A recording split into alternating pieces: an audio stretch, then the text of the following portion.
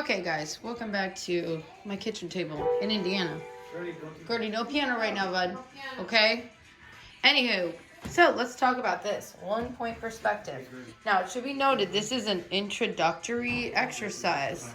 So if you feel like this is too easy, go ahead and skip to the challenge exercise. Next week's project, we're actually going to use 1 point perspective to draw, some actual buildings in your actual life. So anywho, this is just a warm up. And again, if this is too easy, if we've already done it, skip to the challenge activity. So 1 point perspective, there's a lot of different kinds of perspective. This is the easiest one, 1 point. So there's only gonna be 1 point in 1 point perspective. So here is an example of real life perspective. It's the train tracks. And I'm sure you guys have heard this in art class before.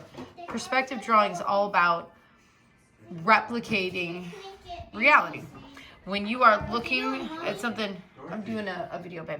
When you're looking at something far away, you can see that it gets smaller and smaller. That seems kind of like basic knowledge, right? But what we're trying to do is make it look that way in our drawings.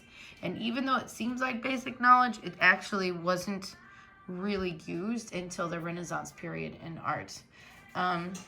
Okay, so going down, this is what a city would look like in 1 point perspective. And like I said, these are drawings. This is reality.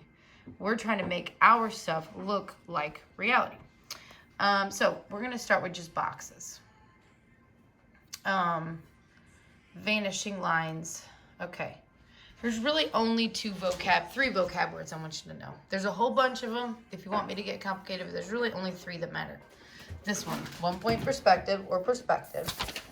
Okay. And then there's this one, vanishing point and horizon line. These are words I'm going to use a lot. These are words you need to know what they are, or we really can't do much. So, horizon line, vanishing point. So that's what this first picture is.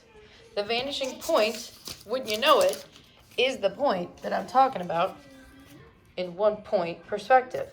Everything that is on what we would call a vertical line, on the vertical plane, is going to point to that to this point. Everything else will be horizontal or diagonal, but everything that's going away from you into the distance literally has to point to this point. That's the main rule. So let's give it a go. First off, we got to draw some boxes, and we got to go ahead and draw the horizon line and the vanishing point. So I'm going to do that now on my paper. Things you should know. You're going to need a ruler for sure. Do not even try to do this without a ruler.